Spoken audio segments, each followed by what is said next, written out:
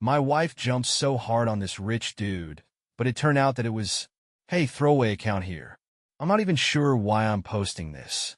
Maybe I need advice, or maybe I just need to get it off my chest. Either way, buckle up. This story is as twisted as it gets. My wife, Emily, and I have been married for 6 years. On the surface, everything looked picture perfect. We had the house, the vacations, the cozy Sunday mornings spent binge-watching shows. She was the love of my life, or so I thought. I'd always trusted her. Sure, we had our ups and downs, but who doesn't? Nothing ever seemed serious enough to rock the boat. At least not until a few months ago, when things started changing. It started small like it always does. Emily became more secretive with her phone. She'd laugh at messages and then quickly tuck her phone away when I walked into the room. At first, I told myself I was imagining things. She said it was just her new group chat with friends from her yoga class, and I had no reason to doubt her. But then there were the late nights. Work is insane right now, she'd say, coming home later and later. Her excuses were airtight, even logical. But something about it didn't sit right with me. Then there was this one incident. We were having dinner, and Emily's phone buzzed on the table. She grabbed it so fast it was like she was protecting state secrets. I jokingly asked, "What's with the reflexes? CIA calling you?" She laughed it off, but there was something in her eyes. Panic, maybe? That was the first real crack in the facade. Still, I didn't want to be that guy. You know, the paranoid husband who jumps to conclusions over a couple of weird texts. So, I pushed the doubts aside. But as time went on, the cracks widened. She started getting defensive when I asked about her day. Simple questions. How was work? Or who were you texting? Turned into arguments. And then came the lie that I couldn't ignore. I'm going to visit my mom this weekend. Harmless, right? Except I called her mom to confirm, and she said she hadn't seen Emily in weeks. I didn't confront her. Not yet. I wanted to believe there was some other explanation. But my gut told me otherwise, and that feeling, it's like a weight you can't shake off. It eats at you, day and night, until you either find the truth or drive yourself insane. I wasn't prepared for what I'd uncover next. But trust me, Reddit, this story only gets crazier from here. After Emily's visit to her mom lie, I couldn't ignore the feeling anymore. It was like my brain had flipped a switch, and suddenly I started noticing everything. Every little detail felt like it was screaming at me that something wasn't right. And let me tell you, once you start paying attention, you realize how much you've been ignoring. The night after I talked to her mom, Emily came home late again. She breezed in with her usual excuse. Work ran long and headed straight to the shower. Normally, I'd leave it at that, but this time, I followed her into the bedroom. Her phone was sitting on the nightstand, screen lit up with a notification. It was a text from my dad. Yeah, you read that right. My dad. At first, I didn't think much of it. He's not the techiest guy, but he's sent her the occasional text before, usually something about family gatherings or asking for help picking a gift for me. But this one was different. It was short and cryptic. Last night was amazing. Can't stop thinking about it. Let me know if you can get away again soon. My stomach dropped so fast I thought I might pass out. For a second, I told myself it was a mistake, that maybe it wasn't even from him. But there it was, plain as day, Dad. I stared at the screen, my heart pounding in my chest, trying to process what I was looking at. By the time Emily came out of the shower, I had put her phone back exactly as I found it. I could barely look at her as she dried her hair and got ready for bed. How was I supposed to ask her about something like that? Hey, honey, why is my dad texting you about sneaking away together? I couldn't even begin to form the words. That night, I barely slept. I just lay there, staring at the ceiling while Emily slept beside me, oblivious. My mind raced, piecing together every little thing I'd brushed off over the past few months. The late nights, the secretive texts, the tension whenever I asked about her plans. It all pointed to one horrifying conclusion. But no matter how much it made sense, I couldn't believe it. Emily and my dad? It sounded too insane to be real. The next morning, I decided to dig deeper. If this was what I thought it was, I needed proof, real, undeniable proof. So when Emily left for work, I did something I never thought I'd do. I went through her phone. I know. It's a huge invasion of privacy, and trust me, I hated myself for it. But I had to know. I I couldn't keep living in this fog of suspicion. It didn't take long to find what I was looking for. Hidden in a folder labeled Work Notes were screenshots of messages between her and my dad. Long, detailed messages that left absolutely no room for interpretation. They weren't just having an affair. They were planning their next meetup, joking about how they'd kept it under my nose for so long. The worst part? They talked about me, about how oblivious I was, about how funny it was that I hadn't figured it out yet. By the time I finished reading, I felt like I couldn't breathe. My own dad, the man who raised me, who I trusted with everything, was sneaking around with my wife behind my back. It felt like my entire world had been ripped out from under me. But instead of confronting them right away, I made a decision. I was going to wait. I wanted to see just how far this would go. And more importantly, I wanted them to think they were safe, at least for now. Because when I finally confronted them, I wasn't just going to ask questions. I was going to burn their whole house of lies to the ground. After finding those messages, my world turned into a haze of anger, disbelief, and cold, calculated planning. I wasn't about to storm into the room and scream at Emily or my dad. No, that would have been too easy for them. I wanted answers, and I wanted them trapped with no way to talk their way out of this. For the next week, I acted like nothing had changed. It was the hardest thing I've ever done. Every time Emily smiled at me, every time she kissed me goodnight, I had to fight the urge to call her out right then and there. And my dad? He had no idea I knew. He'd call to check in like he always did, his voice calm, casual, like he wasn't betraying me in the worst way possible. The anger I felt wasn't just a slow boil. It was a raging inferno. But I kept it contained. I needed to gather as much proof as possible. The texts were bad enough, but I wanted undeniable evidence. I didn't want either of them twisting this around or denying it when the moment came. So, I started digging deeper. I installed a GPS tracker on Emily's car. I set up a hidden camera in the living room, where she always seemed to be texting. And I even got a call recording app on my phone, just in case. I knew it was extreme, but when you're dealing with a betrayal this big, there's no such thing as overkill. It didn't take long for the pieces to fall into place. One night, while Emily was out on one of her late work nights, I tracked her car to a motel about 20 minutes from our house. I parked a few blocks away and waited, my heart pounding like I'd just run a marathon. Sure enough, a familiar car pulled into the lot. My dad's. I watched as he got out and headed inside, his face lit up like a kid in a candy store. I didn't follow them in, I didn't need to.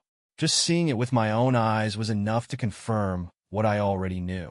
But that night, as I sat in my car watching the two people I trusted most betray me, something shifted. I wasn't just hurt anymore.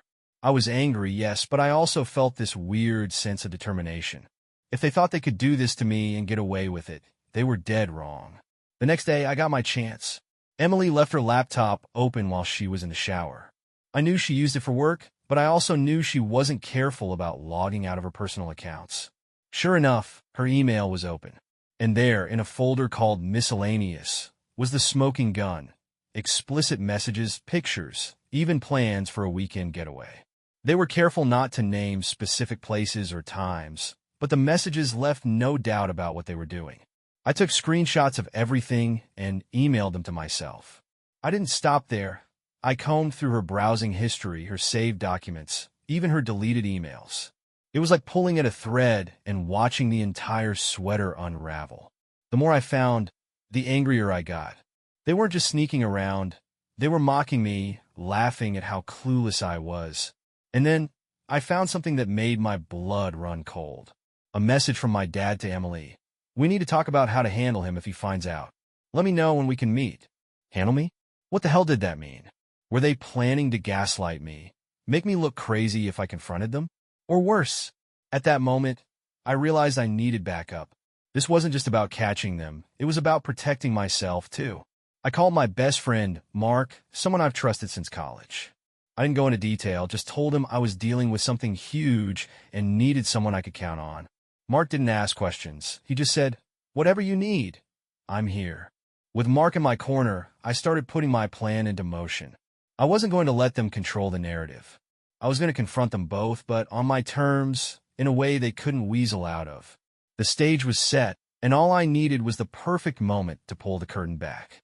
Little did they know, their little secret was about to blow up in the most spectacular way. The hardest part of keeping up the act was facing my dad. We'd always been close: Sunday barbecues, football games, fishing trips. He was the guy I looked up to, the man I wanted to be. And now, every time I looked at him, all I saw was betrayal. The weekend after I tracked Emily and my dad to that motel, he called me out of the blue. "Hey, son," he said, his voice as steady as ever. "How about we grab a beer tonight? Just us guys." It took everything I had not to snap. "Sure, Dad," I replied, forcing a smile he couldn't see. "Sounds good." That night, I met him at our usual spot, a small pub a few miles from his place. He was already there when I arrived, sitting in our usual booth with 2 cold beers on the table. "There he is," he said, grinning as I slid into the seat across from him. "How's life treating you?" If I hadn't known what I knew, I might have thought he actually cared. I played along, talking about work and the kids, all while watching him carefully. He seemed so normal, so at ease. It was almost impressive how good he was at pretending. Eventually, the conversation turned to Emily. "How's she doing?" he asked, taking a sip of his beer. I stared at him, searching his face for any hint of guilt or hesitation. There was none. "She's been busy," I said, my voice neutral. "Work's been keeping her late." He nodded, like he wasn't the reason she was busy. "Well, tell her I said hi," he said casually, like he hadn't just spent the night with her at a motel. I wanted to slam my beer down, wanted to scream at him right then and there. But I didn't. Instead, I smiled and said, "Sure thing, Dad." That night, as I drove home, I made a decision. It was time to pull the trigger on my plan. I couldn't keep pretending, couldn't keep holding it all in. The evidence was piling up, the lies were unraveling, and I was done waiting. The next morning, I called Mark. "It's happening," I told him. "I'm confronting them." "Are you sure you're ready for this?" he asked. "Absolutely," I said, my voice firm. "They've been lying to me for months, laughing behind my back. It's time they face the music." We spent the day finalizing everything. Mark agreed to be there as backup, just in case things got out of hand. I also set up cameras in the living room, hidden but perfectly angled to capture everything. I wasn't just confronting them, I was documenting it. If they tried to twist the truth later, I'd have the receipts. The confrontation was going to happen that evening. Emily thought we were having a quiet night in, just the 2 of us. She had no idea I'd invited my dad over too. And she definitely didn't know I'd been setting the stage for weeks. By the time Emily got home from work, I was already in the living room, waiting. She smiled when she saw me, but I didn't return it. "Everything okay?" she asked, her brow furrowing. "Yeah," I said, my voice calm. "I just thought we could all have a little family meeting tonight." Her smile faltered. "Oh, yeah," I said, nodding toward the door. "My dad's on his way."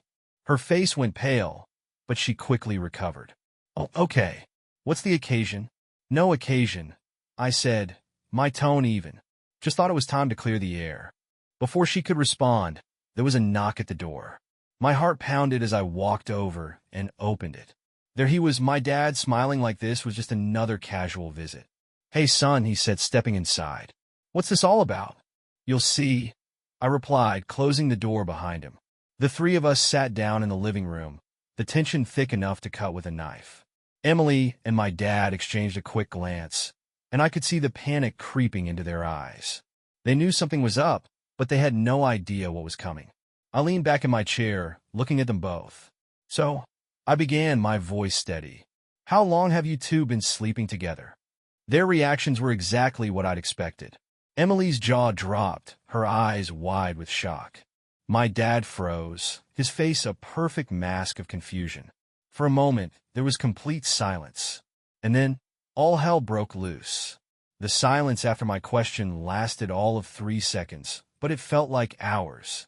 Emily's eyes darted back and forth between me and my dad, her face frozen in an expression of pure panic. My dad, on the other hand, leaned forward, trying to play it cool. "What are you talking about, son?" he asked, his voice calm, but with a slight edge of nervousness. I leaned forward too, my elbows resting on my knees as I stared at him. "Don't," I said, my voice low but firm. "Don't insult me by pretending you don't know what I'm talking about." Emily's voice broke the tension. I don't understand, she stammered. Why would you say something like that? What's going on? You don't understand? I repeated, letting out a bitter laugh. Okay, let me help you out. I reached for the folder I'd placed on the coffee table earlier. Slowly, deliberately, I slid it toward them. Take a look. Neither of them moved. I nodded at the folder. Go on. It's all there. The texts, the emails, the motel receipts, every disgusting detail of what you two have been doing behind my back. Emily's hands trembled as she reached for the folder. My dad just sat there, his jaw tightening as he stared at me. I could see the gears turning in his head, trying to figure out how to spin this. But there was no spinning it. Not this time. Emily opened the folder, her eyes scanning the contents. The blood drained from her face as she flipped through the pages. Oh my God, she whispered, her voice barely audible. She looked up at me, tears already forming in her eyes. I can explain. Don't. I snapped, cutting her off. Don't you dare try to explain this. There's no explanation for what you've done. No excuse that could make this okay. My dad finally spoke. Listen, son, I think you're blowing this out of proportion. This isn't what you think it is. Really? I interrupted, my voice rising. Because what it looks like is that my wife and my own father have been sneaking around behind my back for months. And based on these texts, you both seem pretty proud of yourselves for keeping me in the dark. He opened his mouth to respond, but I wasn't done. You were supposed to be my dad, my role model, the one person I could always count on. And you, I said, turning to Emily, you were my wife, the woman I trusted with my heart, my life, my kids. And this is how you repay me. Emily burst into tears, burying her face in her hands. I'm so sorry, she sobbed. I never meant for it to happen. Stop lying, I shouted, my voice echoing in the room. I read the text. You didn't slip up or make a mistake. You planned this. You laughed about it. You talked about me like I was some clueless idiot, like I didn't matter at all. Emily looked up, tears streaming down her face. I was lonely, she cried. You were always working, always busy. I felt invisible. And your dad. Don't you dare put this on me, I snarled. I was working to support this family, to give you and the kids everything you wanted. And you repay me by sleeping with my father? My dad stood up then, his face hardening. That's enough, he said, his voice firm. You don't get to talk to her like that. I stood up too, my fists clenched at my sides. And you don't get to lecture me on how to treat my wife, considering you've been sleeping with her. The tension in the room was unbearable. Emily was sobbing, my dad was glaring at me, and I was standing there, barely holding myself together. But I wasn't done yet. I hope it was worth it, I said, my voice shaking with anger. Because you're both about to lose everything. Emily, I've already contacted a lawyer. We're done. And as for you, I said, pointing at my dad, don't even think about coming near me or my kids ever again. You're dead to me. My dad opened his mouth to argue, but I turned and walked out of the room before he could say a word. I didn't want to hear their excuses, their justifications. I didn't care anymore.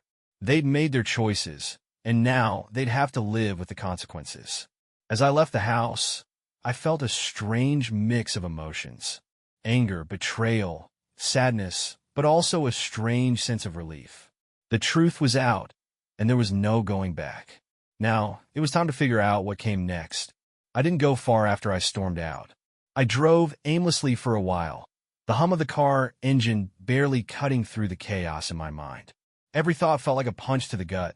My dad, my wife, the two people I trusted more than anyone else in the world had betrayed me in the worst way imaginable. Eventually, I ended up at my best friend Mark's house. He opened the door, took one look at my face, and stepped aside without saying a word. That's the thing about Mark. He doesn't push. He just grabbed 2 beers from the fridge, handed me one, and sat down beside me on the couch. You did it, didn't you? He finally asked after I'd taken a long swig of beer. I nodded. I confronted them. It was worse than I thought it'd be. The lies, the excuses, they didn't even try to deny it. Mark let out a low whistle. Man, I don't even know what to say. Your dad? That's just next level messed up. Yeah, I said bitterly, running a hand through my hair. The worst part is, they both try to play the victim. Emily's crying about being lonely, And my dad's acting like I'm overreacting. Overreacting, Mark? Like I'm the one in the wrong here. Mark shook his head. They're just trying to shift the blame. Don't let them get in your head. We sat in silence for a while after that, the weight of everything hanging heavy between us. Eventually, Mark spoke up again. So, what's your next move? I've been asking myself that same question since the moment I walked out of the house. Divorce, obviously, I said. But beyond that? I don't know. How do you even begin to rebuild after something like this? Mark nodded slowly. You got to focus on you, man. And the kids. Don't let their mess ruin what you've got left. His words stuck with me as I drove home later that night. I wasn't just fighting for myself. I was fighting for my kids, for the life we'd built together. I wasn't going to let Emily and my dad destroy that. When I got back to the house, the living room was empty, but I could hear muffled voices upstairs. Curiosity and anger got the better of me, and I crept up the stairs as quietly as I could. The voices were coming from the guest room, where Emily had been staying since our confrontation. I pressed my ear to the door and listened. What do we do now? Emily was saying, her voice thick with tears. He's serious about the divorce. He's already got a lawyer. I'll talk to him, my dad replied, his tone low and steady. He's upset right now, but he'll cool down. He just needs time. Time, Emily said, her voice rising. He hates me, Brian. He hates us both. He's not going to forgive this. I felt my jaw clench. They were sitting there trying to figure out how to spin this, how to minimize the fallout. Neither of them sounded sorry. They just sounded scared of the consequences. I couldn't take it anymore. I shoved the door open, and they both jumped, their faces a perfect picture of guilt and shock. Don't bother, I said coldly. Whatever plan you're cooking up, it's not going to work. I've already made up my mind. Jason, my dad started, but I cut him off. Don't. Just don't. I pointed at him, my hand shaking with anger. You're not going to talk your way out of this. You're not going to manipulate me or make me question what I know. You betrayed me, and there's no coming back from that. Emily tried to reach for me, her face streaked with tears. Jason, please. Save it, I said, stepping back. The only thing I want to hear from you is when you're moving out. And Dad. I turned to him, my voice trembling with rage. Stay away from me. Stay away from my family. I mean it. I didn't wait for their response. I turned and walked out, slamming the door behind me. I could hear Emily sobbing, but I didn't care. They'd made their choices, and now they'd have to live with the fallout. As I sat in my car, trying to calm the storm of emotions inside me, I realized something. I wasn't just angry anymore. I was done. Done with their lies, their manipulations, their excuses. It was time to take control of my life again. The road ahead was going to be messy, but I was ready. Because for the first time in weeks, I felt like I was finally moving forward. The next morning, I woke up feeling hollow. Sleep had been fleeting. Every time I closed my eyes, all I could see was Emily and my dad laughing at me, sneaking behind my back, thinking they'd gotten away with it. But the anger that had consumed me the night before had dulled, replaced by something sharper, more focused. It was time to take action. I started by calling my lawyer. I'd chosen one of the best in town, a woman named Lisa, who came highly recommended by Mark. Lisa had a reputation for being ruthless in the courtroom, and that was exactly what I needed. I laid everything out for her. The affair, the messages, the proof I'd gathered. First off, I'm sorry you're dealing with this, Lisa said when I was done. But from what you've told me, we have a strong case. The affair will work in your favor during the divorce proceedings, especially if we can prove it impacted your emotional and financial well-being. Do you have a plan for custody? The mention of custody hit me like a ton of bricks. I hadn't even thought about how this would affect the kids. I want full custody, I said firmly. Emily can see them, but she's not stable enough to be the primary caregiver right now. Lisa nodded. We can work on that. The more evidence we have of her instability, financial mismanagement, emotional neglect, anything, the stronger your case will be. Do you think she'll fight you on this? I hesitated. I don't know. She says she loves them, but I think she'll want to avoid a messy court battle. Good, Lisa said. Then let's aim to negotiate, but be prepared for a fight. And as for your father, she paused, her tone shifting. He doesn't have any legal obligations here. but I'd recommend limiting his involvement in your children's lives. This kind of betrayal can have ripple effects, especially for the kids. That was putting it lightly. The thought of my dad near my kids after what he'd done made my stomach churn.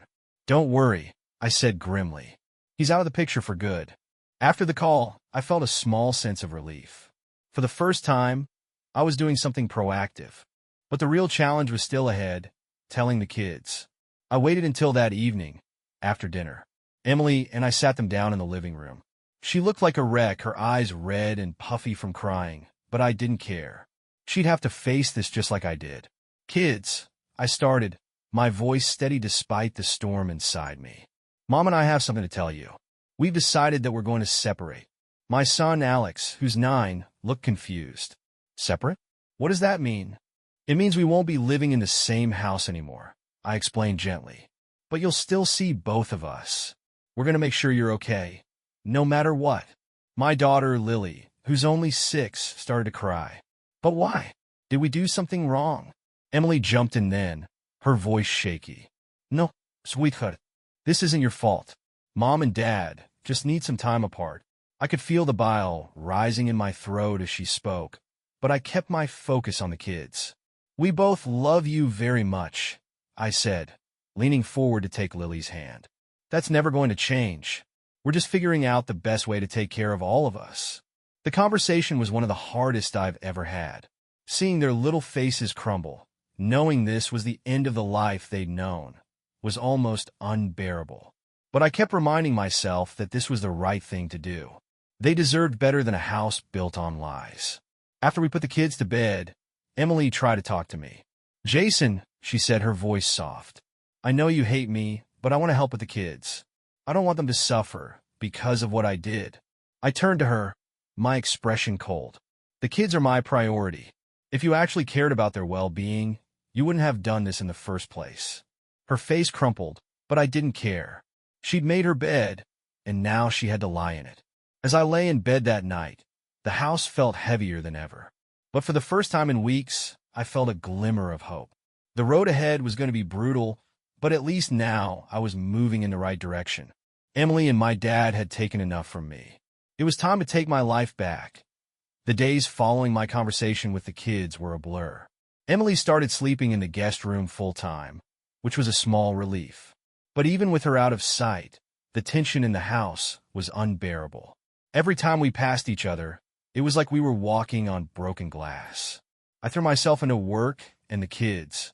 Every free moment was spent with Alex and Lily, taking them to the park, helping with homework, or just sitting with them while they processed what was happening.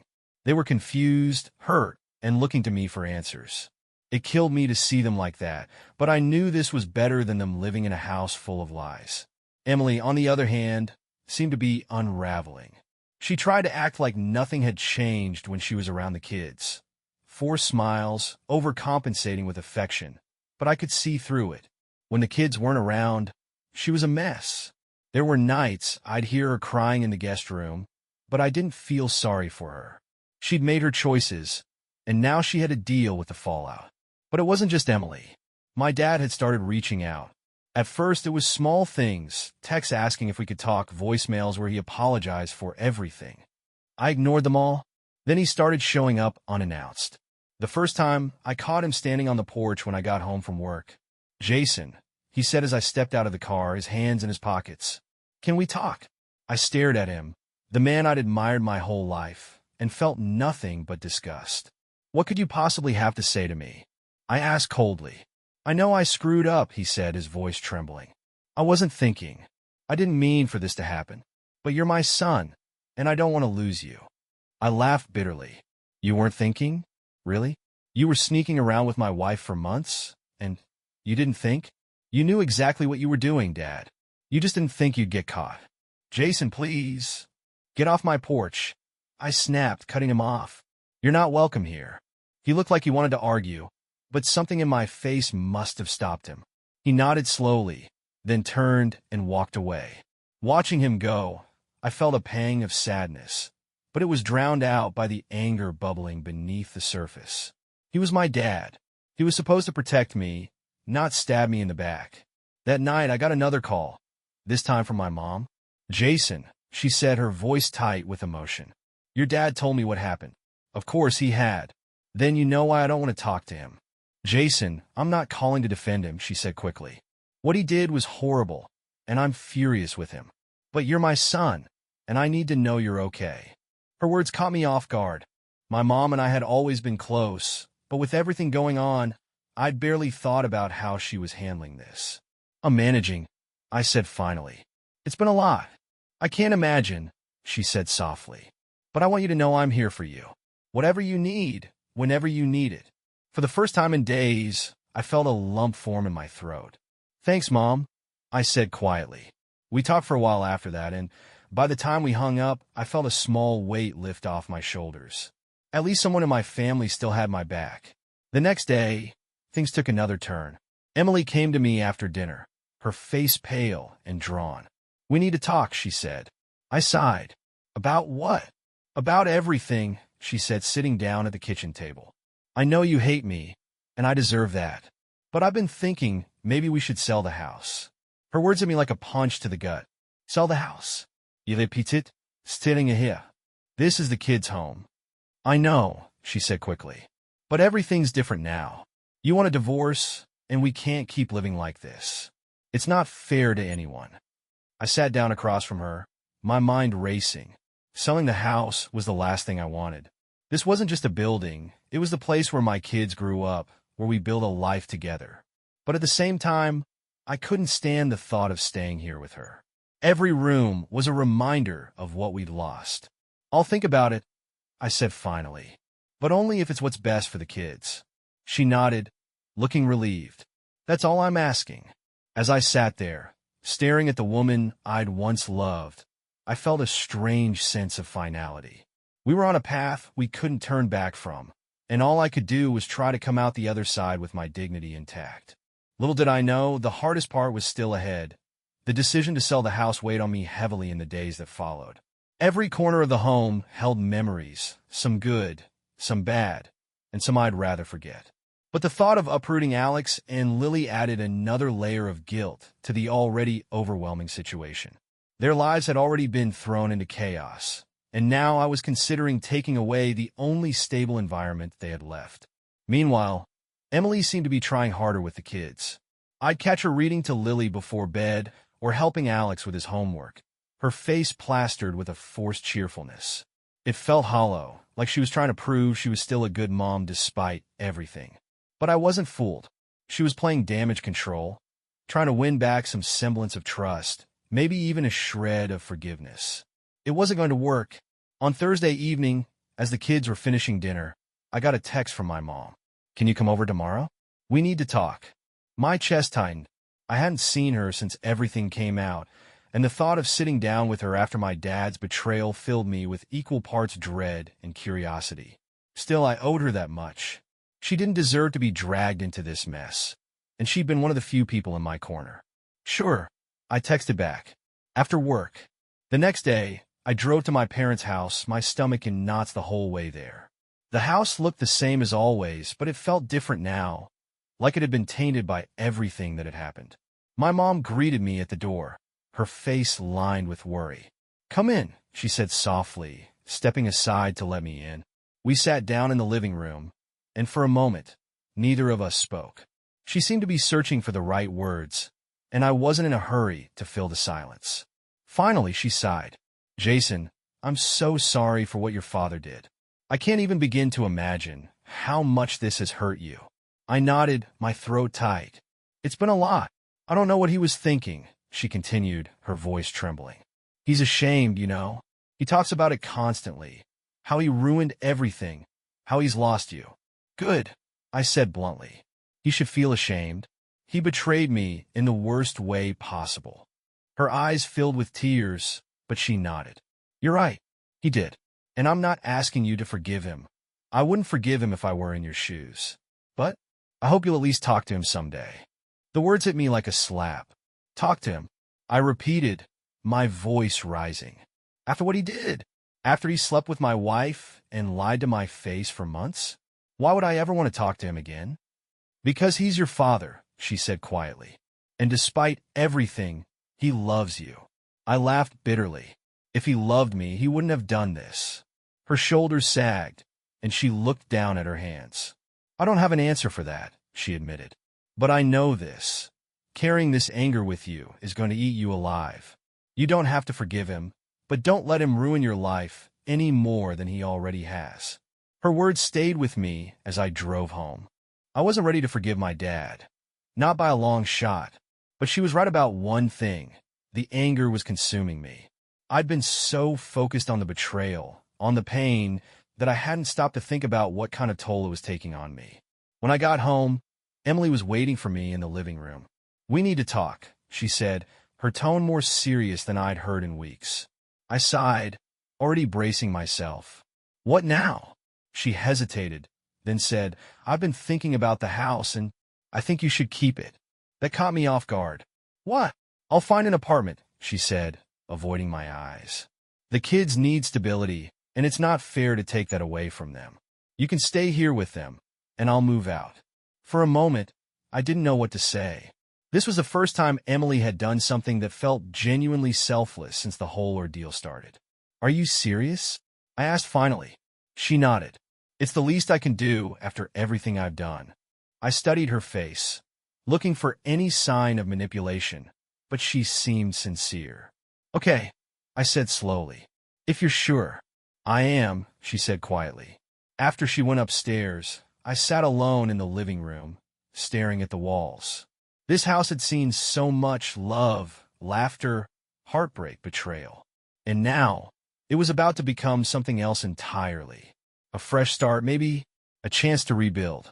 But no matter what came next, one thing was clear. I wasn't going to let Emily or my dad define my future.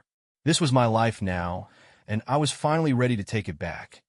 Over the next week, Emily began packing her things. True to her word, she started looking for apartments close by, so she could stay involved in the kids' lives. The atmosphere in the house felt strange. Tense, but also quieter, like the inevitable was finally happening, and we were both just bracing for the fallout. One night, as she was boxing up her books, she paused in the hallway, looking at me. "Jason," she said hesitantly, "do you think you'll ever be able to forgive me?" I didn't answer right away. Forgiveness wasn't something I'd even considered yet. "I don't know," I said honestly. "Right now, I'm just focused on the kids." She nodded, her expression a mix of sadness and acceptance. "That's fair," she said quietly before walking away. It felt surreal, watching her leave room by room. The closets she'd once filled with her clothes were now empty. The dresser in the bedroom that had always been hers was cleared out. By the end of the week, it was like she'd never been there at all. When the day came for her to move out, Alex and Lily were with my mom. I didn't want them to see her leave. It was hard enough explaining why she wasn't staying in the house anymore. Emily had tried to frame it in a way that didn't paint her as the villain, saying she needed space and time to think. But Alex, perceptive as ever, wasn't buying it. "Is Mom mad at you?" He'd asked me one night while brushing his teeth. "No, buddy," I'd said, struggling to find the right words. "Sometimes grown-ups just need to figure things out. It doesn't mean we don't love you." He didn't look convinced, but he didn't press further. That afternoon, as Emily loaded the last of her boxes into her car, she turned to me. "I know you probably don't believe me, but I am sorry," she said, her voice thick with emotion. "I believe you're sorry it came to this," I said, my tone even. "But you made your choices, Emily. This is where they led." She opened her mouth like she wanted to argue, then closed it again. With one final look, she got into the car and drove off, leaving the house and our marriage behind. I stood in the driveway for a long time after she was gone, staring at the empty space where her car had been. It felt like the end of an era, one I wasn't sure I was ready to let go of. But there was no turning back now. That evening I called my mom. "She's gone," I said simply. She sighed. "How are you feeling?" "Relieved," I admitted. "But also, I don't know. Lost." "That's normal," she said gently. "It's going to take time, Jason. You've been through so much. Don't rush yourself." "I'm trying," I said, running a hand through my hair. "It's just hard." "I know," she said. "But you're stronger than you think. And you've got the kids. They're your anchor. Focus on them, and everything else will fall into place." Her words helped. even if only a little. The next few days were quiet. Too quiet. Without Emily in the house, it felt empty in a way I hadn't expected. The kids came back from my mom's, and while having them around helped, there was still this lingering sense of loss. Not just for Emily, but for the life we'd built together. The one that had crumbled under the weight of her betrayal. But then, just as I started to find my footing again, the next bombshell dropped. It was a Friday evening, and I was sorting through some paperwork when my phone buzzed with a text. It was from my dad. "We need to talk. It's important." I stared at the message, my blood running cold. I hadn't heard from him since I'd told him to stay away. What could he possibly have to say now? Against my better judgment, I replied. "What do you want?" His response came almost immediately. "I can't explain over text. Please just meet me tomorrow morning at the diner." Every instinct told me to ignore him, but curiosity and a lingering sense of unfinished business got the better of me. "Fine," he replied. "One meeting. That's it." The next morning, I arrived at the diner a few minutes early. My dad was already there, sitting in a booth near the back. He looked older than I remembered, like the weight of everything had aged him overnight. When he saw me, he stood up, but I didn't move to shake his hand. "Jason," he said, his voice soft. "Thanks for coming." "Get to the point," I said, sitting down across from him. He hesitated, running a hand through his thinning hair. "I know I don't deserve your time, but I needed to tell you something. I've been sick." The words hung in the air, and for a moment, I wasn't sure I'd heard him right. "Sick?" I repeated, my voice flat. He nodded. "I've been diagnosed with cancer. Stage 2. The doctors think there's a good chance with treatment," but he trailed off, looking down at his hands. I stared at him, my emotions a whirlwind. Part of me wanted to feel sympathy, to reach across the table and tell him I was sorry. But the other part, the part that still burned with anger and betrayal, kept me rooted in place. "What do you want me to say?" I asked finally. "You want my pity? My forgiveness? Because I'm not there yet." He looked up, his eyes filled with regret. "I don't expect forgiveness, Jason. I don't want this to be the end for us. You're my son. I don't want to leave this world with things the way they are between us." I didn't respond. I couldn't. The man sitting across from me was a stranger now, someone I barely recognized. And while part of me wanted to believe his words, another part couldn't shake the feeling that this was just another manipulation. As I left the diner, his words echoed in my mind. "I don't want this to be the end for us." But wasn't it already? I spent the rest of the day wrestling with what my dad had told me. Cancer. I'd seen people battle it before, and it was never easy. The thought of my dad, the man who had taught me how to ride a bike, who used to grill burgers in the backyard every Sunday, facing something like that should have stirred some kind of compassion. But all I felt was numb. Emily's betrayal had been devastating, but my dad's involvement had cut even deeper. He wasn't just a participant. He'd been the architect of my worst nightmare. And now, after everything, he wanted me to what? Wipe the slate clean because he was sick? Forgive him because time might be running out? I didn't know if I could. That evening, as I was helping Alex with his science project, he looked up at me. "Dad," he said, tilting his head in that way that meant he was trying to figure something out. "When's Grandpa coming to visit again?" I froze, the glue stick hovering in midair. "What made you ask that, buddy?" Alex shrugged. "I don't know. I just haven't seen him in a while. Is he okay?" The casual innocence of the question hit me like a gut punch. I wanted to tell him the truth, that Grandpa wasn't okay, that he'd made mistakes too big to come back from. But Alex was 9. He didn't need to carry the weight of adult problems. "Grandpa's been busy," I said finally. "But he's okay." Alex nodded and went back to his project, but the question lingered in my mind. The kids had no idea what was going on behind the scenes. How could they? To them, Grandpa was still the guy who brought them candy on birthdays and told silly jokes at Thanksgiving. They didn't know the man he'd become, the damage he'd caused. The next day, my mom called again. "I heard you met with your dad," she said, her tone cautious. "Yeah," I said flatly. "He told me about the cancer." She hesitated. And what?" I snapped. "What do you want me to say, Mom? That I forgive him? That everything's fine now because he's sick?" "Jason," she said gently, "I'm not asking you to forgive him. I'm just asking you to think about what you want to do. If the worst happens, you don't want to carry the weight of regrets." Trust me. Her words stung because I knew she was right. But knowing it and acting on it were two very different things.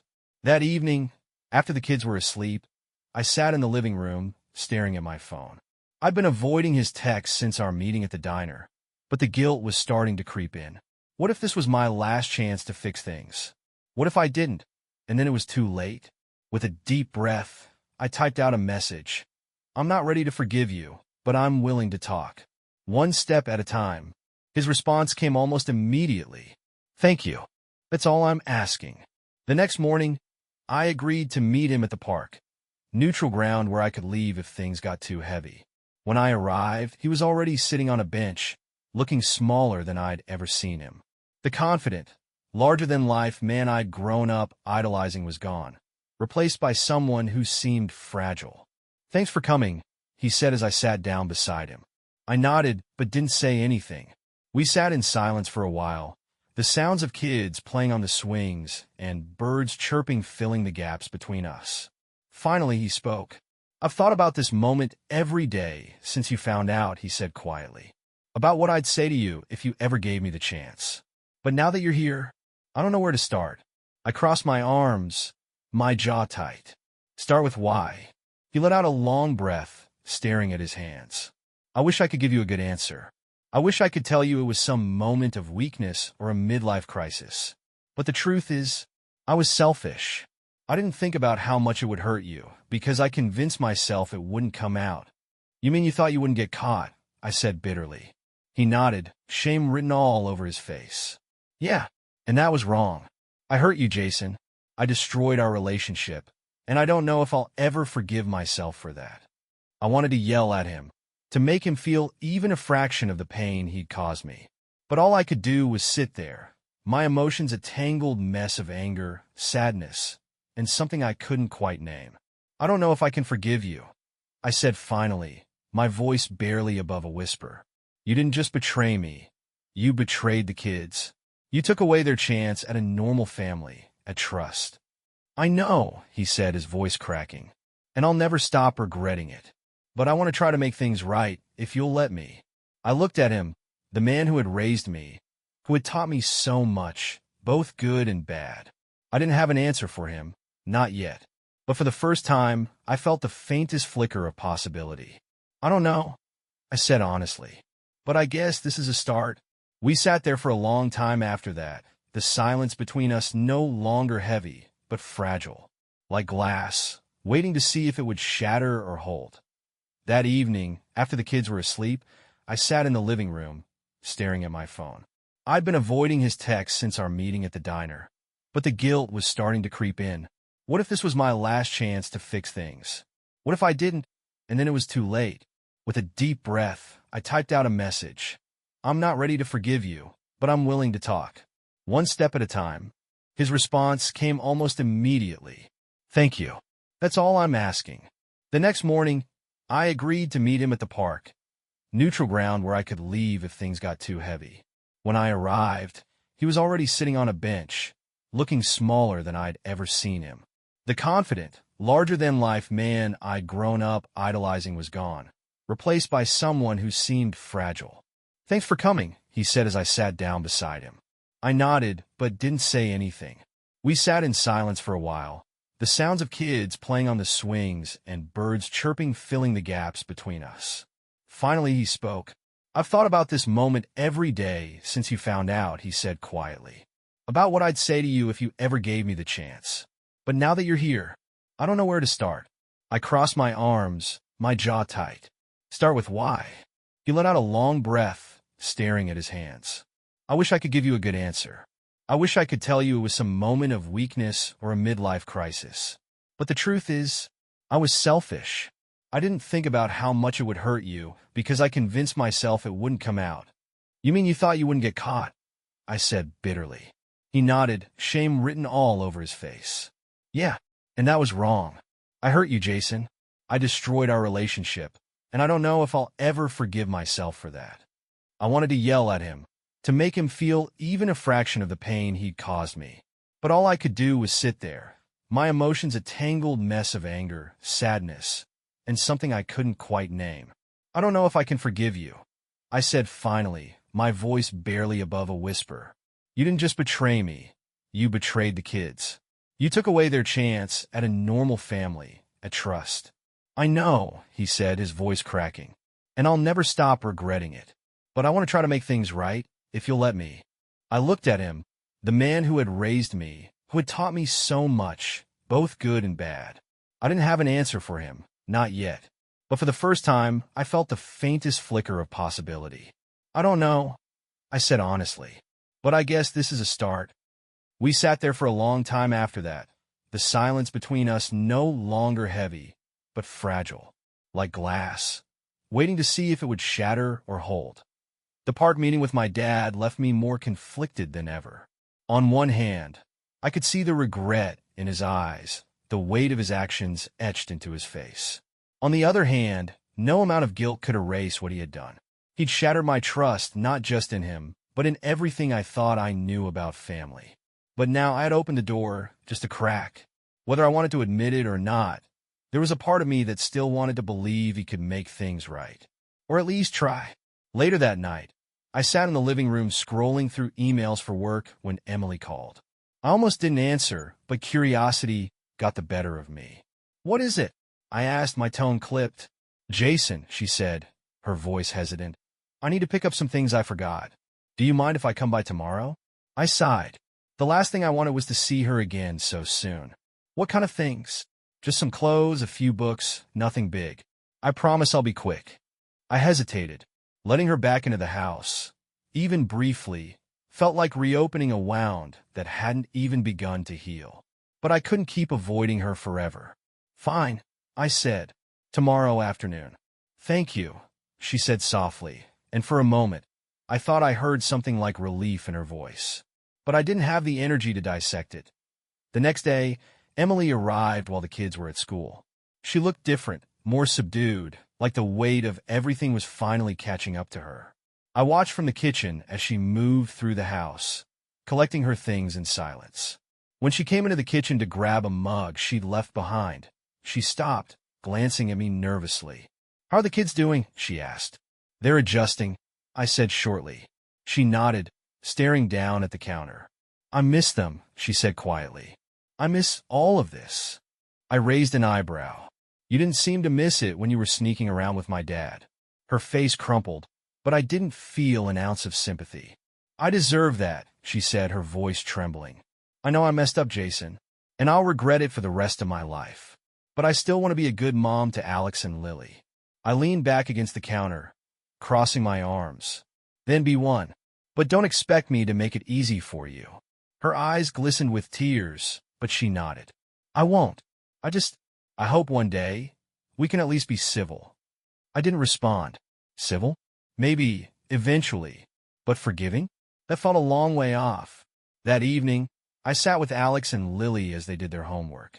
It had become our new routine: dinner, homework, and then a movie or some playtime before bed. It was one of the few constants I could give them right now, and I clung to it like a lifeline. Is Mom coming back soon? Lily asked suddenly, looking up from her math worksheet. I froze, my fork halfway to my mouth. What do you mean, sweetie? She said she was going to get some stuff, Lily explained. But she's not staying, right? I exchanged a glance with Alex, who was watching me closely. No, she's not staying, I said gently. She just needed to pick up a few things. Lily nodded, satisfied with the answer, but Alex didn't look convinced. Is she going to be at my soccer game this weekend? He asked, his tone careful. If she can, I said, forcing a smile. She loves watching you play, you know.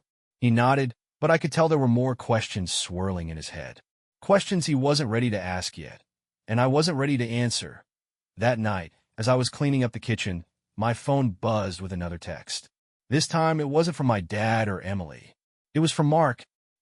Mom, heard anything from your dad since the park? I sighed, sitting down at the table to reply. Yeah, he wants to keep talking. Says he wants to fix things. Mark's response came quickly. And? Do you believe him? I stared at the screen for a long time before typing back. I don't know. He says all the right things, but I don't know if I can trust it. How do you forgive someone who's done something that big? Mark didn't reply right away, but when he did, his words hit harder than I expected. You don't have to forgive him. but maybe you need to figure out if you can live with the anger. If you can't, that's what he wins, control over your life. It was the same thing my mom had said, more or less, but hearing it from Mark, a guy who'd seen me at my best and worst, made it sink in a little deeper. The anger wasn't just about my dad or Emily anymore. It was starting to seep into everything, and if I didn't find a way to deal with it, it was going to consume me. The next day, I texted my dad again. "We can talk, but on my terms." He responded almost immediately. "Anything you need, just tell me when and where." I didn't reply right away. I wasn't ready to meet him again, but I was ready to start setting boundaries. If he was serious about making amends, he was going to have to prove it, one small step at a time. As I put my phone down, I felt a strange sense of clarity. This wasn't going to be easy, and I didn't know if it would ever lead to real forgiveness. But for the first time in weeks, I felt like I was finally in control. And that was a start. After texting my dad, I spent the next few days thinking about what I wanted from this so-called reconciliation. Every time I replayed his words, his regret, his excuses, I couldn't shake the nagging feeling that I was setting myself up for more pain. But Mark's advice echoed in my head. If you can't live with the anger, that's what he wins. I wasn't ready to forgive him, not by a long shot, but I wasn't going to let him dictate the terms anymore. If we were going to talk, it would be on my terms, with clear lines that he couldn't cross. The following Saturday, I texted him, "Let's meet. Tomorrow at 3. The park again." He responded almost instantly, "I'll be there." "Thank you, Jason." The next afternoon, I found myself back at the same park, sitting on the same bench. The crisp January air bit at my skin, but I didn't care. I was too busy rehearsing what I wanted to say. By the time my dad arrived, I felt like I was ready to lay it all out. "Thanks for coming," he said as he approached, his voice hesitant. I nodded but didn't respond. He sat down beside me, leaving a careful distance between us. "Jason," he began, his voice heavy, "I know this doesn't mean much after everything, but I'm really sorry. For all of it." "You've said that," I replied flatly. "But sorry doesn't fix this." "I know," he said quickly. I don't know how to fix this, but I want to try." I turned to face him, my jaw tight. "You don't fix this, Dad. You can't. What you did destroyed any trust one had in you. And honestly, I don't know if I can ever look at you the same way again." His face crumpled, and for a moment, I saw the man I used to look up to, the one who'd seemed invincible when I was a kid. But now, all I felt was exhaustion. "You keep saying you want to fix things," I continued, my voice steady. "So here's how this is going to work. You stay out of my personal life. You don't show up unannounced. You don't try to manipulate the kids into thinking everything's fine. And you don't ever try to justify what you did." He nodded, his expression serious. "I can do that," he said. "Whatever it takes." I leaned back against the bench, letting out a long breath. "I'm not doing this for you. I'm doing this because I don't want to carry this anger anymore. But that doesn't mean we're okay. It doesn't mean I've forgiven you." "I understand," he said quietly. "And I'll do whatever you need me to do." When I got home later that evening, I found Alex and Lily sprawled out on the living room floor, surrounded by Legos. They looked up when I walked in, their faces lighting up. "Dad, look what we built," Alex exclaimed, holding up what I think was supposed to be a spaceship. "Wow," I said, crouching down beside him. "That's awesome, buddy. Can you help me with the roof?" Lily asked, holding out a tiny Lego piece. I smiled, sitting down on the carpet with them. For the first time in weeks, I felt like I could breathe. Maybe it was the relief of finally setting boundaries with my dad, or maybe it was just the simple joy of being with my kids. Either way, it felt good. Later that night, as I was tucking Lily into bed, she looked up at me with her big, innocent eyes. "Daddy," she said. "Yes, sweetie? Are you happy?" The question caught me off guard. I hesitated, then kissed her forehead. "I'm getting there," I said. "One step at a time." She smiled sleepily and closed her eyes, and I stayed by her bedside until her breathing evened out. Over the next few weeks, things slowly started to settle. Emily kept her distance, respecting my boundaries, and my dad stuck to his word. He called occasionally to check in, but the conversations were brief and focused on the kids. It wasn't much, but it was enough for now. I threw myself into rebuilding my life, one piece at a time. Work, the kids, therapy sessions with Mark's recommendation, it all helped. Some days were easier than others. There were moments when the anger still flared up, when the betrayal felt fresh again. But those moments didn't define me anymore. I was learning to let go, not of the pain entirely, but of the control it had over me. And with every small step forward, I felt a little closer to the life I wanted to build for myself and my kids.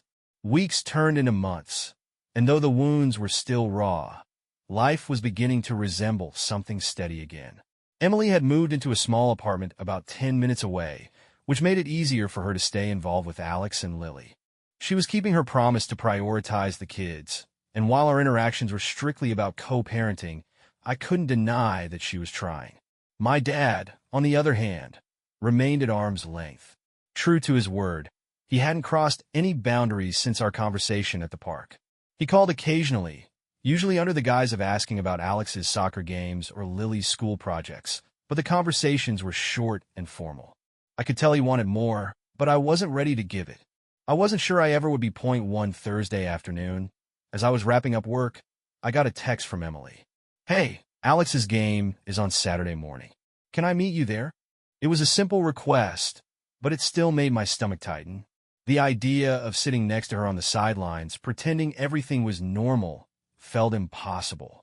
But for Alex's sake, I couldn't say no. "Yeah," I replied. "See you there." Saturday came quickly, and as I stood on the sidelines watching Alex warm up, I saw Emily approach. She looked nervous, like she wasn't sure how to act around me. "Hey," she said softly. "Hey," I replied, keeping my tone neutral. We stood in awkward silence for a moment before the game started. Once the whistle blew, though, all the tension seemed to melt away. We were both focused on Alex, cheering him on as he darted across the field. For a brief moment, it felt like old times, like we were just two parents, proud and united in our love for our son. After the game, Alex ran over, beaming. "Did you see that goal?" he asked, practically vibrating with excitement. "We saw it, buddy," I said, ruffling his hair. "You were amazing." Emily smiled, crouching down to his level. "You were so fast out there, Alex. I'm so proud of you." He grinned, basking in the attention, and for the first time in a long time, I felt okay, maybe even hopeful. That evening, I got a call from my mom. "Your dad's been asking about seeing the kids," she said carefully. "He doesn't want to push, but I think it would mean a lot to him." I sighed, rubbing my temples. "Mom, I don't know if I'm ready for that." "I know," she said gently. "But he's trying, Jason, and the kids miss him." Her words stung because I knew they were true. Alex had asked about Grandpa more than once, and Lily still talked about the silly stories he used to tell. As much as I wanted to shield them from everything, I couldn't deny that they loved him. After a long pause, I said, "Okay, but it's just the kids. I'll drop them off at your place and pick them up afterward." "That's fine," my mom said, relief evident in her voice. "Thank you, Jason." The next day, I drove the kids to my mom's house. Alex and Lily were excited, chattering in the back seat about all the things they wanted to tell Grandpa. Their enthusiasm was contagious, and for the first time in a long time, I felt a flicker of something close to peace. When we arrived, my mom came out to greet us, but my dad stayed on the porch, his posture hesitant. "Huh?" Alex yelled, running up to him.